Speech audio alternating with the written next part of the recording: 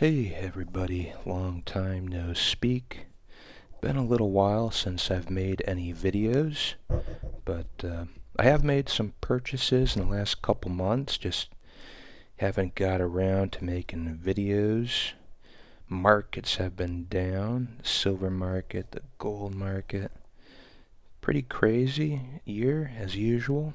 Stock market's down, but well, we had a big event in the coin world. I thought I'd just weigh in and haven't done a ton of research, but I know it's an important event, so I just wanted to make a short little video. See if we can keep it under 10 minutes. I'm already at 1 minute. You could go on forever on these things, right? But yeah, so this is about Queen Elizabeth II. She recently passed away. She was born in April of 1928. I'm going off the cuff. I think it was April 21st. And scratch that, it was 1926. Yeah, so April of 1926. And she recently passed away here in September of 2022. She assumed the throne with the death of her father, George the Sixth. This was in 1952, if I'm not mistaken. But what's interesting, she didn't appear on coinage until 1953, so that took a while. And that's really what I'll be interested in with this video. I mean, she's been on coins for so incredibly long. Personally, I've just been looking forward to getting a new visage to grace these coins. It seems like half the bullion coins in the world practically have her. There's so many small mints, private companies that they get these territories, these small islands like St. Helena, or there's a million islands in the Caribbean that seem to have Queen Elizabeth backing them up. But yeah, that's something I'd be interested in, seeing the new king on these coins. But I just brought out an assortment. Maybe we can have a quick ramble. These three silver pieces are some of my favorites because, believe it or not, along with some other coins, these are pocket pieces. So a lot of times when I leave the house, I'm going out, I might throw a silver coin in the back pocket. This one actually probably gets the most carry. This one gets a fair bit. Here we have the Australian $1 silver kangaroo, the red kangaroo. This one happens to be a 2016, I believe. Kind of hard to see the detail, although it's not bad. It's definitely got some pocket wear, not heavy. And that's something I try to keep other debris out of my pocket that has the carry piece. I mean, they get some wear. 2016, yeah. But I try not to beat them up too bad. Although I do like to flip a coin, and I've been known to certainly drop coins. So this is my primary carry. I don't know why. It was an old maple I had, and I just started putting it in my pocket. 2016 again. See, I've dropped it pretty good a couple times, so it's definitely got some dings on it. Pretty cool though. I mean, that gives it character if it's a pocket piece. Excuse me, the reverse is held up pretty nice on it. This one actually I don't really carry too much. This is one that it's like on my dresser kind of stack. I keep some silver coins lying around the house. This is one of those ones I don't mind handling, because as you'll see in a minute here, I do keep a lot of my coins in flips. That way you can help the resale value if they're not all grimed up. You try to keep them brilliant uncirculated so that you get your money back when you sell them. But this is where we're going to kind of go into next real quick. The actual business coins or circulation coins. And I've really become a big fan of copper the last couple years. not only can you still find them in circulation if you do coin roll hunting for pennies, but it shows up really well on camera typically, whereas silver is so reflective, sometimes you can't really see the detail on a certain design. But copper, on the other hand, just... Oh, look at that. So that's 1953. That was perhaps the, like I said earlier, her first year she was on coinage. But let's just run through these. This is a coin that didn't last too long under her. Well, I guess it was... I think these went until they decimalized the late 60s or around 1970. Boy, I'm just... Oh boy, dropping the camera. I'm going to try to do my best here, folks. It's really a two-handed job. So, this is a threepence. It's like a copper alloy. It's not bronze. It might have some nickel or aluminum, perhaps even, to a small degree. They hold up okay in terms of wear with heavy circulation. I do like it. They're very interesting, very chunky, kind of heavy coin. If you have a handful of threepences, it's like you're carrying a bunch of washers. Very strange coin, but I kind of like them.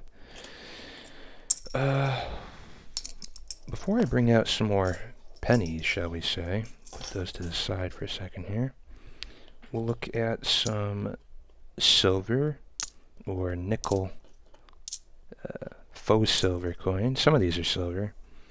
This is the current 10 pence after decimalization. And soon that'll have King Charles III. This is 1992. These ones were a nickel type alloy, I believe, which the good old Royal Mint is now in the process of reclaiming and recycling those, because heaven forbid the peasants are allowed to have nickel coinage. Now they have new and improved steel coins for you wonderful folks. Here we have an older shilling. I really like these. I really like the shilling in general. It's like the size of a U.S. quarter almost. 5 shillings in a crown. 12 shillings in... well, hold on. It was 12 pence in a shilling. 12 shillings are nothing. 20 shillings in a pound. Yeah, that's very nice. Here we have our first silver coin from circulation. Very nice Canadian quarter. One thing I do hope in the future, I hope some point during my lifetime, I'm not too old, but I hope we go back to silver money. Gold and silver, the way it should be. Everything's a bit out of equilibrium, and I think that's in large part due to our really chaotic and somewhat evil paper fiat money that we use, where it's concentrated in the bankers, the wealthy elite, and it's led to a lot of excess and a lot of problems. This is another silver coin, 6 pence. 6 pence, like I said earlier, 12 pence in a shilling. I think this was like 80% silver. It's hard to keep track of all the changes, especially the Commonwealth and British silver changes after World War I and after World War II. It's a lot easier on U.S. coinage. It was all basically 90% until 1964. Now what's interesting here too, just a quick little thing on the decimalization. That's a 5 pence.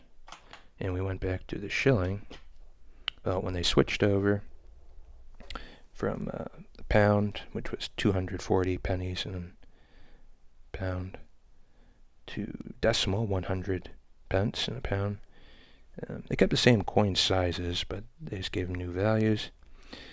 Some older people thought they're getting gypped. They had 12 pence, now they only have 5 pence, but yeah. And eventually they changed the sizes again. People don't like to carry large coins, especially if they don't have any intrinsic value. So they've shrunk the 5 pence and they've shrunk the 10 pence. You can see the 10 pence today is barely, I think it's barely larger than the old 5 pence. 10 pence used to be as big as a florin.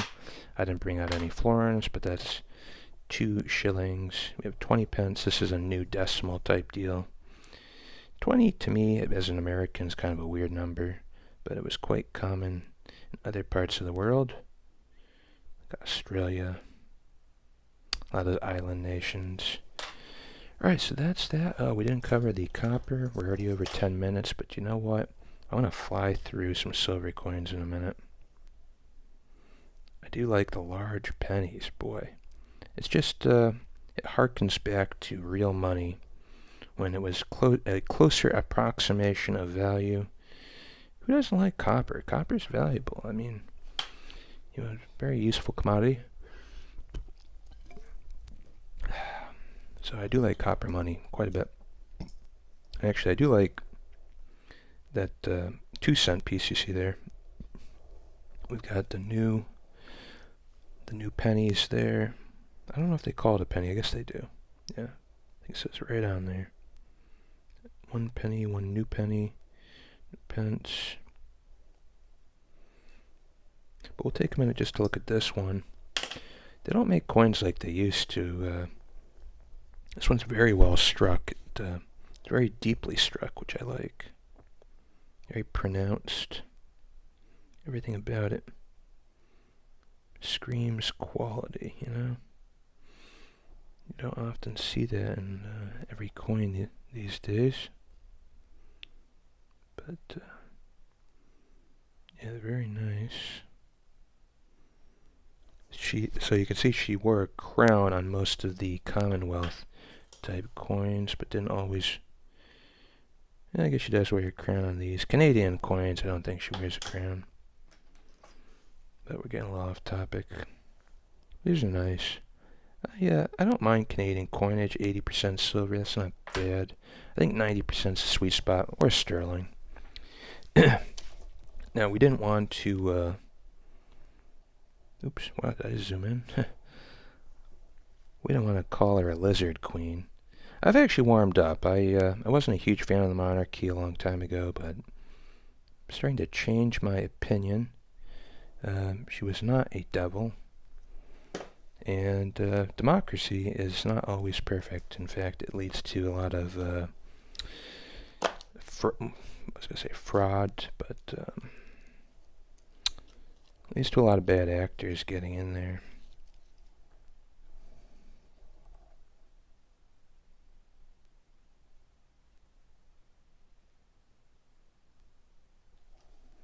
So now we're going to fly through some coins. I don't even know if I'll show the reverses on these. This is a newer portrait. They changed the image, I think, around 2018 or 2019 on the Australian coinage. This is kind of a cool one. It's like a some kind of reverse.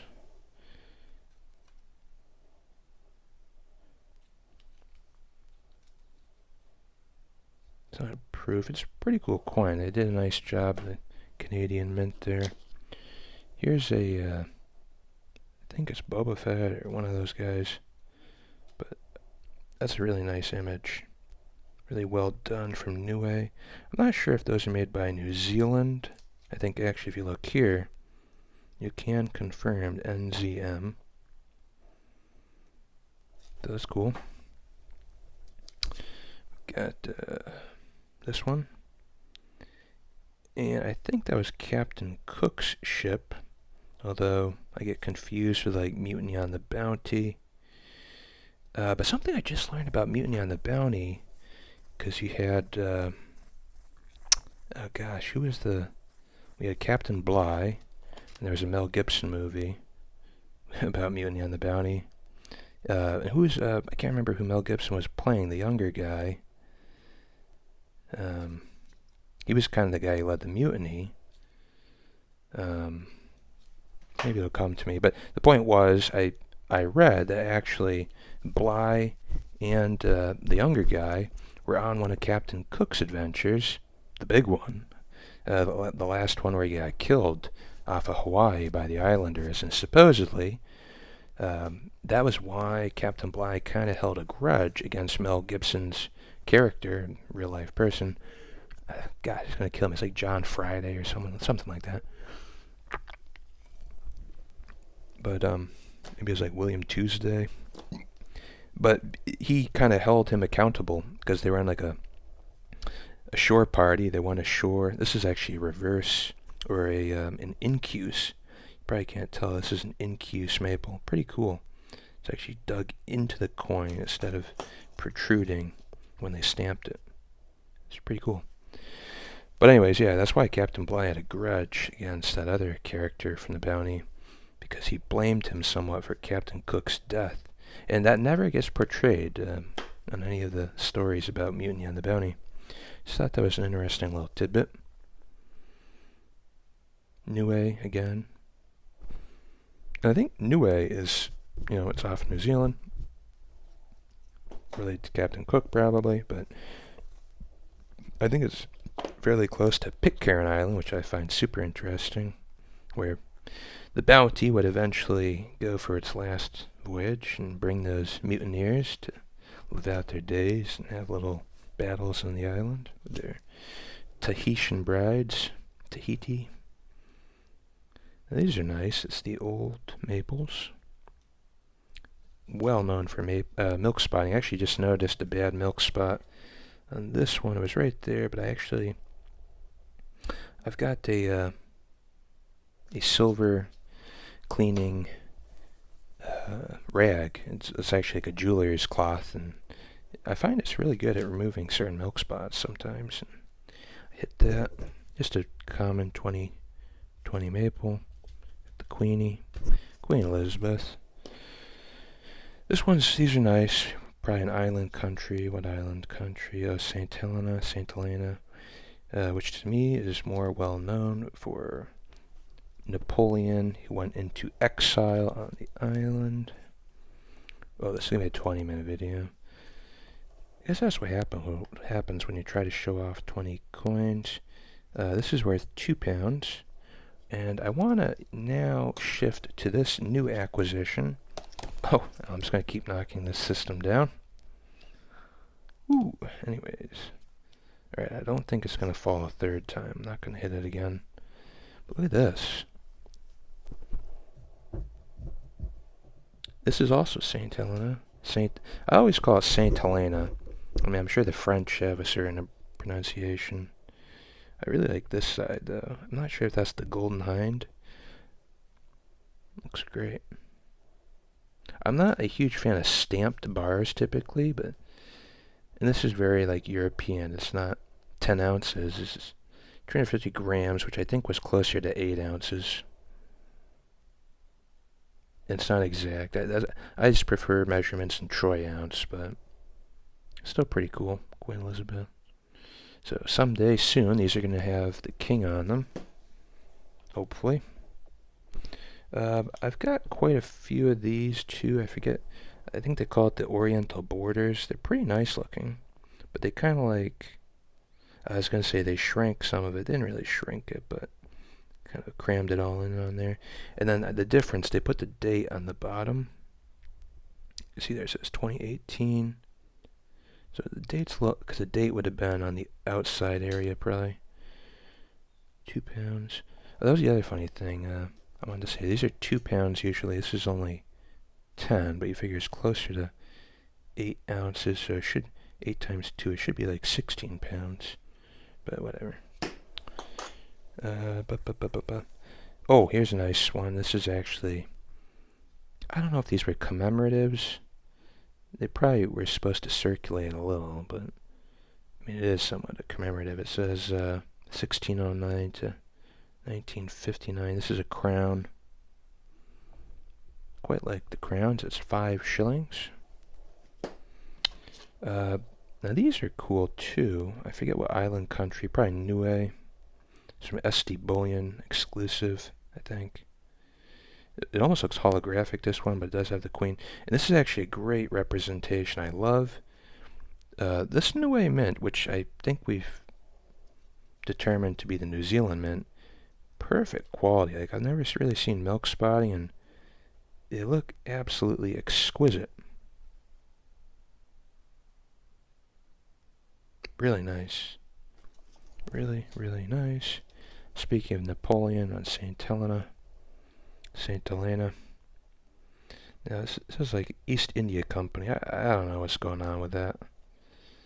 Obviously, East India Company really ceased to exist a couple hundred years ago, but someone bought the rights. These are really cool design there. I just wanted to show this one quick. I found it in my stack. Just an Australian coin, but it's got the queen. A little different finish. Queen's Beast. Just brought out one example. This one's kind of busy. It's so high polish. When I was talking about copper, like being able to see things better sometimes. This is like, whoa, what's going on there? I don't know. You got all the animals, but it's very high polish. Oh, I don't know if I showed any Britannias yet. We got 21 and 22. I did show my carry piece, which was... Now this one's a little different because it's 2015. I call it like an orange peel background.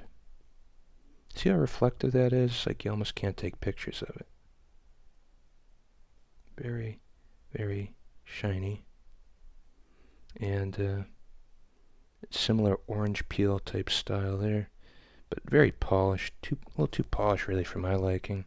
They changed it quite a bit on the newer ones. You can see they've got... I do like this new reverse, I guess. But even the ones in between from like 2018 to here, they looked more like this was nice too. I thought that was also nicely done. Alright, we're getting close to the end here. Oh, I forgot about this one. Another supposedly circulating piece. Nice silver dollar. La Voyageur. It's nice. I like that. I mean, yeah, the French Indian explorers trapping. You know, the beaver was incredibly important to early Americans, colonials. Those beaver pelts, fur, the whole fur industry was the kind of the life, can't speak, the bedrock of the community. I'm trying to say life rock, but that's not the right phrase. The lifeblood. I'm an idiot. I'm not a huge fan of this series. I did pick up the Robin Hood, this guy, and Queen Marianne, no, Lady Marianne, whatever her name is. But those aren't the greatest.